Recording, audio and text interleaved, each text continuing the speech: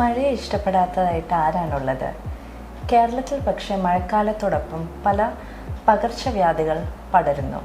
ഇന്ന് മഴക്കാല രോഗങ്ങളെക്കുറിച്ച് നമ്മളോടൊപ്പം സംസാരിക്കുന്നത് doctor Jithan S Kumar, consultant nephrologist, VPS ലേക്ഷൂർ hospital, and doctor Anjana, CNT and super speciality centre, Kakkanad. നമസ്കാരം ഡോക്ടർ. നമുക്ക് മഴക്കാല രോഗങ്ങളെക്കുറിച്ച് ഒന്ന് വിശദീകരിക്കാമോ? മഴക്കാലത്ത് പ്രധാനമായ 3 രോഗങ്ങളാണ് പടരുന്നത്: എലിപ്പനി, ഡെങ്കിപ്പനി, ഇൻഫ്ലുവൻസ.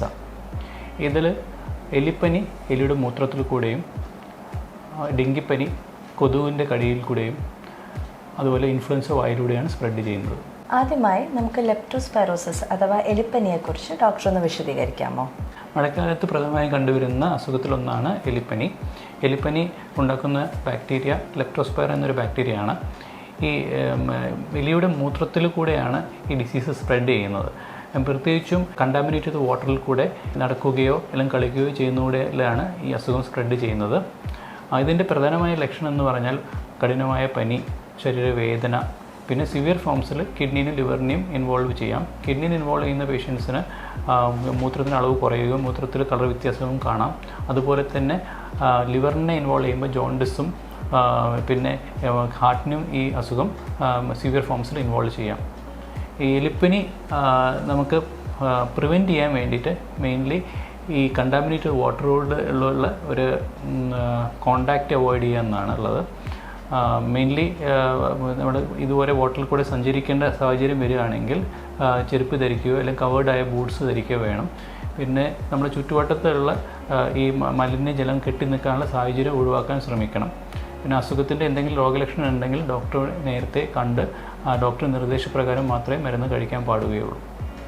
ഇപ്പോൾ തന്നെത്താൻ നമ്മൾ മരുന്ന് എലിപ്പനിയിൽ കഴിക്കരുത്. ഇനി അടുത്ത് നമുക്ക് ഡെങ്കിപ്പനിനെ പറ്റി ഡോക്ടർ ഒന്ന് വിശദീകരിക്കാം. ഒരു സാധാരണ വൈറൽ പനിയും ഡെങ്കിപ്പനിയും തമ്മിൽ എങ്ങനെയാണ് നമുക്ക് തിരിച്ചറിയാൻ പറ്റുന്നത്? മഴക്കാലത്ത് എലിപ്പനിയെ പോലെ തന്നെ കൂടുതലായി കാണപ്പെടുന്ന ഒരു അസുഖമാണ് ഈ ഡെങ്കിപ്പനി. ഈ ഡെങ്കിപ്പനി മെയിൻലി ഏഡിസ് ഈജിപ്തി അല്ലെങ്കിൽ ഏഡിസ് ആൽബോപിക്ടസ് എന്ന കൊതുവിൻ്റെ കടി മൂലമാണ് പടരുന്നത്. ഇതിൻ്റെ രോഗലക്ഷണം എന്ന് വെച്ചാൽ കഠിനമായ പനി, ബോഡി പെയിൻ, പിന്നെ ജലദോഷം. അതുപോലെ നമ്മളിപ്പോൾ ഇതും ഈ വൈറൽ പനിയായിട്ട് ഡിസ്റ്റിങ്വിഷ് ചെയ്യാൻ പലപ്പോഴും ഡിഫിക്കൽട്ടാണ്. പക്ഷേ വൈറൽ പനിയിൽ നമുക്ക് കോമൺ കോൾഡ്, ഇൻഫ്ലുവൻസയിൽ കൂടുതലായിട്ടും ജലദോഷം, തൊണ്ടവേദന ഇങ്ങനെ ലക്ഷണങ്ങൾ കാണാം. പിന്നെ നമുക്കിത് ടെസ്റ്റ് വഴി നമുക്ക് കണ്ടുപിടിക്കാൻ പറ്റും. ഡെങ്കി NS1 ആൻറ്റിജൻ അല്ലെങ്കിൽ ഡെങ്കി IgM ടെസ്റ്റ് പോസിറ്റീവ് ആണെങ്കിൽ ഡെങ്കി പനിയുടെ സാധ്യത കൂടുതലാണ്. പ്ലേറ്റ്ലെറ്റ് കൗണ്ടും ഡെങ്കിപ്പനിയിൽ കുറഞ്ഞതായിട്ട് കാണുന്നുണ്ട്. ഈ ഡെങ്കിപ്പനിയെ നമുക്ക് എങ്ങനെ പ്രതിരോധിക്കാൻ സാധിക്കും? ഡെങ്കിപ്പനി നേരത്തെ പറഞ്ഞ പോലെ ഈ ഏഡിസ് ഈജിപ്തി എന്ന കൊതുവിൻ്റെ കടി മൂലമാണ് പടരുന്നത്. ഈ കൊതു സ്പ്രെഡ് ചെയ്യുന്ന കെട്ടി നിൽക്കുന്ന ജലത്തിലൂടെയാണ്. അപ്പോൾ വീട്ടിൻ്റെ ചുറ്റും ഈ ജലം കെട്ടി നിൽക്കാതെ ശ്രദ്ധിക്കണം.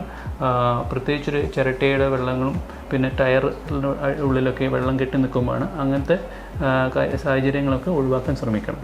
ഈ ഇൻഫ്ലുവൻസയുടെ രോഗലക്ഷണങ്ങളും പ്രതിരോധ മാർഗവും അതൊന്ന് നമുക്കിനി പറഞ്ഞു തരുമോ?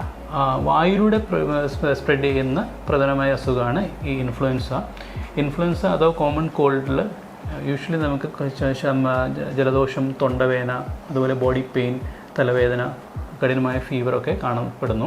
ഇതിന് മെയിൻലി പ്രിവെൻറ്റീവ് മെഷർ എന്ന് പറഞ്ഞാൽ വാക്സിനാണ്. നമുക്ക് ഫ്ലൂ വാക്സിൻസ് അവൈലബിൾ ആണ്. ഈ vaccines have to be taken early. ഇപ്പോൾ വർഷത്തിലൊരിക്കൽ എങ്കിലും ഈ വാക്സിൻ എടുക്കണം. എഡൽസും അതുപോലെ തന്നെ കുട്ടികളും ഈ വാക്സിൻ എടുക്കേണ്ടതാണ്. ഡയബറ്റിസ്, പ്രഷർ, അതുപോലെ വേറെ ഇമ്മ്യൂണോ സപ്രസ് സ്റ്റേറ്റ്സ് ഉള്ളവർക്ക് ഇത് വരാനുള്ള സാധ്യത കൂടുതലായതുകൊണ്ട് അവർ നിർബന്ധമായും ഈ വാക്സിൻ എടുക്കേണ്ടതാണ്. അപ്പോൾ ഫ്ലൂ വാക്സിൻ വർഷാവർഷം എടുക്കേണ്ടത് ഒരു വാക്സിനേഷനാണ്. ഇന്ന് നമ്മോടൊപ്പം മഴക്കാല രോഗങ്ങളെക്കുറിച്ച് വിശദീകരിച്ച് ഡോക്ടർ ജിതൻ എസ് കുമാറിന് thank you. Dr. Anjana's ENT and Super Speciality Center, Kakinad, where healthcare